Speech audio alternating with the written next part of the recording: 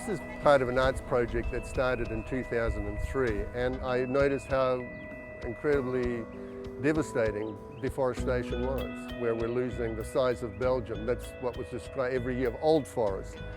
And everyone said, well, how can we get that in the front pages of the paper instead of always as a postscript?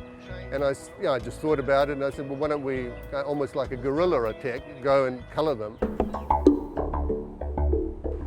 Because although the forests are disappearing hundreds of miles away from the urban community, but we don't see that. We decided to use the idea of blue trees because blue trees don't exist in nature. You have red, you have yellow, but the colour blue on a tree doesn't exist. There are flowers that are blue.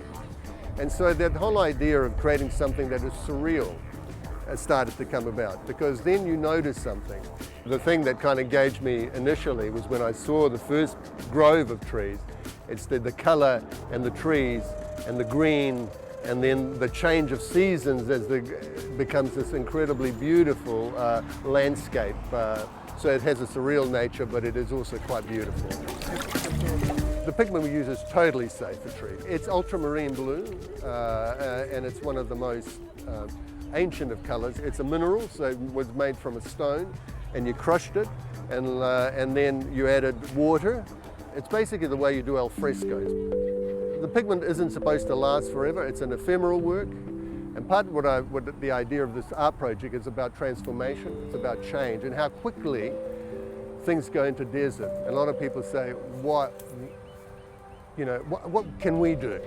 Part of social art is also that we put something out and then we say to people, well, this is what you can do. If you have any ideas, put them forward. There could be a school child here in Houston or in Seattle or in Sacramento who in the future comes up with the actual answer to deforestation and housing. It is the young people today, rather than I think the staid people, that can change it. You don't have to have a PhD to change your environment, you just have to have an idea. I think you've got to kind of relook at the importance of trees and where they will affect you financially through climate change, through a variety of other issues, and really just to continue to question, which is I think what art is about.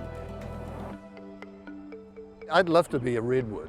I'd love to be a redwood. If you stand next to one, which I have done, it's almost as close to being to God as you can possibly be. And I love the way that they give us oxygen. So if God is that person that breathes life into us, that's what these trees do. They give us life.